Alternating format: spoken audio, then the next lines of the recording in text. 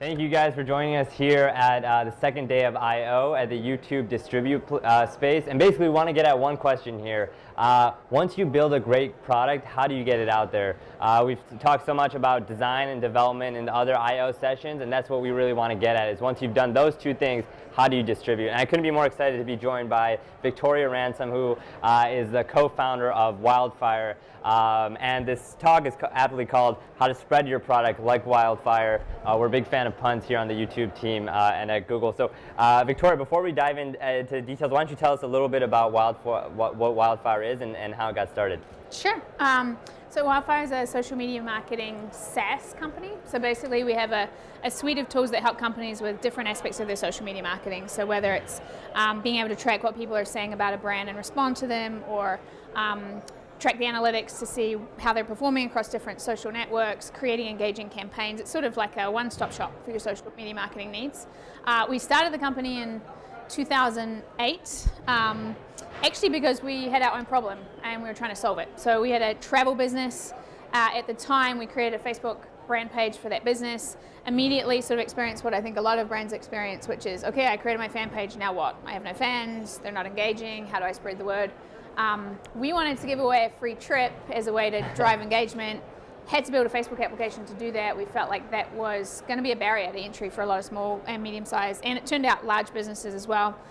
So rather than build something just for ourselves, we built a really simple, initially simple, it grew over time, application for running these kinds of engaging campaigns on Facebook initially, and then we spread to Google Plus and YouTube and Pinterest and others. So yeah, that was the initial idea. It grew like wildfire, so I've heard that pun before. And I guess when we got acquired by Google in 2012, we were 400 employees, had about 30,000 customers, and had grown a pretty successful business. Yeah, so we hit on a good idea. That's right. And I saw this video of when they announced the Wildfire acquisition to their entire team, and you almost announced it as a surprise in this video. It was a total surprise, yeah. And it almost seemed like an episode of like Oprah's Favorite Things. It's like everyone was getting a giveaway or going crazy, and just it was one of the most passionate videos I've seen. So your team must have been super excited about the acquisition. Yeah, the team was great. We had a great team and a great team culture, and then combining that with people being excited about joining Google. Of course. Yeah, it was a lot of excitement. So let's rewind a bit, because I think for a lot of I/O attendees that may be developing their own apps or starting their own businesses, that's the dream, to one day be in a position to successfully exit or be able to grow such a big business. So who were some of your first clients that you said you identified this pain point, and how did you bring on the clients to develop the Wildfire platform and get your product out there? Yeah, I mean, I think initially we did whatever we could to bring the first clients in. So, getting those first reference clients, particularly if you're a B2B business like we were, is everything. So the first clients were companies. We got Kayak. Yep. We got Zappos. How did we get them? Zappos, I knew a friend of a friend of a friend. I dug until I could get in the company. And what would you tell them? Would you reach out with emails, or like how would you? Well, you know what we actually did that was quite effective back then is, and there's my co-founder over here. Yeah. He set a lot of these pages up. We would actually, at that stage, it was so early with brand pages. A lot of brands hadn't even claimed their brand pages on Facebook. So we'd go in and create a brand page for a company, and then we'd put a Wildfire campaign on the brand page, because our product was so easy. It took us 5 minutes to create a campaign. And then we'd write to them and say, hey, do you want to claim this page? And while you're at it, you should use Wildfire. Yeah. So that was a good hook. I mean, it was very early on kind of lead gen. But basically we used our network. The product was free for those first clients. And then a little bit later, when we got a little bit more traction, we were able to attract bigger brands. So actually Facebook was one of our first clients. And we did a campaign that we probably should have charged tens of thousands of dollars for. We charged them, I think, $5,000. It was a token amount. We stayed up for pretty much 3 nights in a row getting it done. But once you have that reference like that, then all the doors open. So I think we were scrappy with those first clients to get the references. And then later we employed a lot of marketing techniques to really scale that, but those were the first clients. That's awesome. So you hit on something that I think is so important. You didn't wait. You didn't stop and think, okay, maybe we should create a presentation, talk about our product, and get it out there. You literally created a page for the brand and put your product on it and gave them the proof of concept right there. Totally. And in fact, added to that is we created a prototype, and that's what we got out to market. And that took, I don't know, it took 2.5 months or something, or 2 months. That was not the product that we then went to market with, but with that we were able to validate the market, get some clients on board, and then we could say, wow, this is really worth investing in. Then the main product that sort of ended up really scaling took 1.5 years to build. But the more you can, I think, prototype, get it out to clients, the better. And I would say I think some entrepreneurs are really afraid of getting their idea out because someone might steal it. You know, maybe that's worth being afraid of, but I would say much more often businesses fail because you don't get out there quick enough, you don't get out there aggressively enough, than because someone comes in and steals your idea. Yeah, do you ever have a moment where you thought you were being too aggressive with how you got out Wildfire? They're like, oh man, if we put out this campaign, somebody else may see it and they may take it up, or another big business may it never ceased to amaze me how there were so many times with the business where we felt like we were doomed. So, you know, we're a big player. There are several times where really big players, much bigger than us, looked like they were entering our space, or they were entering our space. And we're tiny, we might have been like 4 people at the time, we felt like, oh, it's all over. And it never ceased to amaze me how slow especially big companies are in moving into a market. So I just wouldn't worry about them that much. I just get on and do your thing. And then with startups, there's generally room for a few startups. It's rare that one startup's going to come in and just totally take over from you. So I think competitors are really great because they make you move faster and they scare you a little bit and they motivate you. They're not worth focusing on that much though. That's I don't think. So in addition to being aggressive, Victoria, I think something that's so smart about what you and the Wildfire team did is that you guys try to be the industry leaders for social marketing by putting content out there and developing these white papers and webinars that were so popular. Can you talk about what exactly those were and how they became so popular? Yeah, I mean, I think Wildfire actually we're a very lean company. We never raised a lot of money. So marketing, we never did a ton of big brand marketing. We were not in magazines. We were not all over airports. Some of our competitors were, and it was quite successful for them. So we had to be a lot more scrappy and I think creative with our marketing. And what we really found was very, very successful was basically building an expertise in the market and really great content to help people be more successful with social marketing. And we distributed it via very successful webinars. So we got to the point where we were having tens of thousands of companies signing up for webinars. Our social channels were all about content, educational content. We would do things like have question hour where you could write in to our experts and we'd respond with questions. We did white papers. And Alan responding, or initially. Waiting for the questions to come in. After a time, no. We had a fabulous social media manager called Maya who would do a lot of that. A newsletter. So all of those things were really successful to us. Of course, you've also got to have a big mailing list. So we were able to build that up. But yeah, and I think, that was great for us for 2 reasons. One, it was a really cost-effective form of marketing. But the other thing is, in our industry, it was as much about the perceived expertise of the company as it was the product, whether someone bought or not. So it turned out to be a really strong sales tool because many times we would close deals because we had a great product and the client really believed we knew how to help them with social marketing. So it was critical for us, I'd say. Absolutely. So talk to me about, because I want to empathize with the I.O. attendee who's here, the developer who's maybe like, I need to focus on my product 100% and develop that, as opposed to you guys did so many things where I wonder, like around the table at Wildfire, do you guys talk about like, oh, this newsletter could be distracting from our main focus, this webinar, this isn't what our product is about? Because I feel like when you're so lean and so scrappy, like you said, it's so hard to do so many things, but you guys are able to. Yeah, and I'd say that content marketing came later when we had already got a little bit of traction. Actually, in those early days, what really mattered most was one, as I described, was reaching out and getting reference customers. So sales, basically, and it started with the 2 of us being salespeople, and then we brought salespeople in. But the other thing is our product our product itself was a great lead gen tool. For 2 reasons. One, it was actually a very viral product. So anytime a company published a campaign via Wildfire, so basically the initial product that Wildfire has was a really easy way for you to run a giveaway or a coupon or a photo contest. So that would get published and potentially thousands or tens of thousands or hundreds of thousands of consumers would then engage with that campaign. Well, at the bottom of every campaign it said powered by Wildfire with a link right through to our product. So that turned out to be a really viral way for us to generate leads. Then when you click through to the product, it was dead simple to sign up for the product for free. Many people did not go any further than that, but then we'd captured their email address, and we were getting initially hundreds and then thousands of emails a day. That's when it then became valuable to remarket to those people.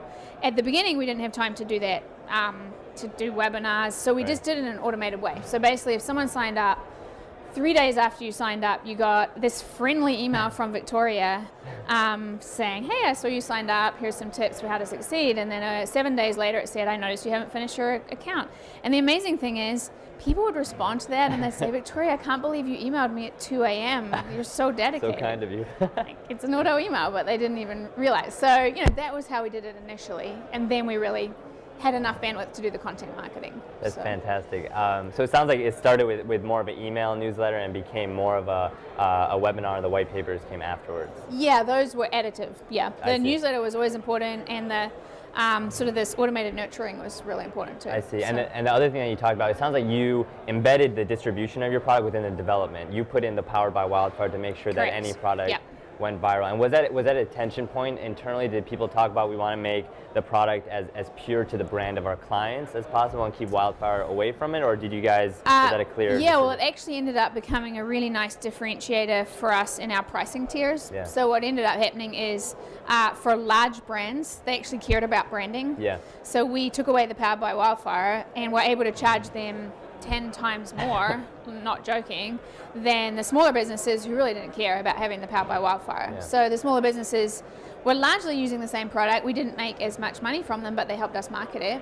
And the large brands would get what was called our white label product. Yeah. And there's no Powered by Wildfire. So it was actually a really nice pricing Sounds like a differentiator. total win-win. Yeah. That's fantastic. So Victoria, you talked a bit about like how to become a content leader in terms of distributing your product. What other advice would you have for a developer, entrepreneur who's just trying to get their product off the ground and struggling a bit? Try different things. I mean, I wish I could say there's one magic bullet. In our case, we ended up finding that content marketing was really successful. PR, by the way, was highly successful for us as What well. do you guys do So for PR to push your product out there and expand the distribution? we were persistent, so that was one thing. You can't just send one email to a blogger and expect to suddenly take off. Having said that, don't piss off bloggers either, so that's important. I think we were fairly creative, so we tried to think about, both with our content marketing and with blogs, instead of just thinking about pushing out some information about our product or our company, we tried to think about what's a different angle that we could take that might be really interesting to the readers of that blog. So I remember when Facebook launched their timeline, we basically came up with an app. We built it really, really quickly that would make it really easy for brands to switch over to the new timeline format, and got that out to the blogs and basically said, this is free for the first 1,000 people that sign up or something. That was a win for the bloggers' readers, so then they got it out there. Yeah. So instead of it being a promotional pitch for Wildfire, it was something that was great and useful for the bloggers' audience, therefore they were willing to get it out. So I think thinking a little bit out of the box of I don't just want to promote my company, how can I kind of, in a roundabout way, promote the company, and it'll address the needs of the bloggers' audience as well. Of course. So. Yeah, it seems like with so many of your distribution moves, you're trying to offer more value than you take. And in some ways, Yes, I bet exactly. a lot of consumers got value out of what you put out there between the white papers, the webinars, the early signups without even signing up for the product. Correct. Oh yeah, tons of them were getting a lot of value and never became our customers. But I think you're absolutely right. It's so much easier to get someone to tune in if you're talking about top 10 tips to distribute via Facebook than look at my product features. But enough of them converted that it was very worthwhile doing that. So. And I think that's such an important insight, because so many times nowadays people just try to push the product in your face and get it out there. And I think the roundabout way that you went about promoting Wildfire was so smart. Yeah, I think it's much more successful. Otherwise, people are being bombarded all the time with a new product. So awesome. Yep. So before we open it up to you guys to ask Q&A with Victoria, I wanted to ask, what's something that you look back at your time in starting Wildfire, your journey up to the acquisition by Google? What would you have done differently? What mistakes did you make? What would you have changed about your journey so perhaps people in the audience could avoid that mistake? Yeah. I think probably some of the mistakes we made, and they may not be so relevant for the stage that you're at. So if I can think of an earlier mistake, I'll add it. But It's sort of around scaling that I think we didn't always catch up fast enough in terms of putting the right leadership and the right sort of structure in the company. You know, it's great when you're a really small company, you want to be flat, and it's all about flat, and we don't want to have any hierarchy, we don't have any structure, and you realize over time that's actually a mistake. So I think that was something that we kind of had some pain points because of that. Actually, I mentioned before that we mostly focus on content marketing, social marketing, didn't do a lot of brand marketing. As it turned out, building your brand is important too, and we had a competitor that did that very well. They had to raise a lot of money to do it, but your perception in the market actually counts for a lot, especially when it's time to get acquired, for example. So don't neglect just building your brand perception. There's a lot of companies out there that are riding a heck of a wave on the perception of their of the size of their company. That's not even true, but it pays off. So I think we could have done more around brand and getting the word out there about how well we were doing. That's fantastic. So with that, I wanted to open up to you guys if you have questions to ask Victoria about the wildfire journey and how she got started. Hi. Is there anything that you would do differently if you were starting over today? Let's see, what would I do differently if I was starting over today? You know, so I'm, my co-founder and I are not developers ourselves. So I think we got the product up and running in a very scrappy way. We hired a couple of developers in Estonia and we built this great product. We would have done better to bring a more senior technical leader into the company early on. I think it was a great way to get the product off the ground and validate it in a really scrappy way. That's really good. But once it started taking off, then we found there was a hell of a lot that we had to rebuild, and there was a sort of, the whole foundation needed to be redone.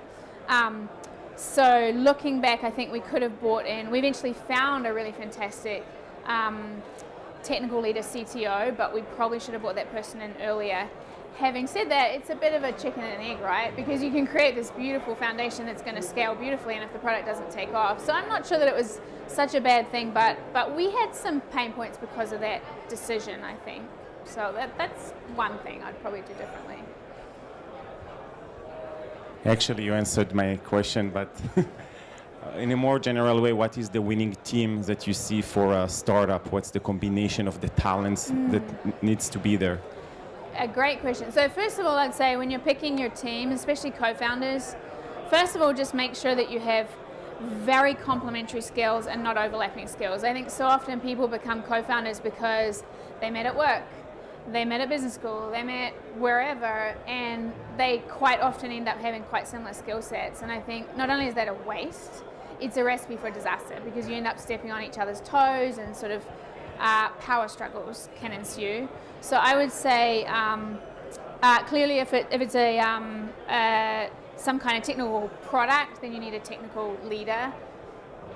Maybe not right away because we didn't. We were able to test out the market first, but pretty soon you do.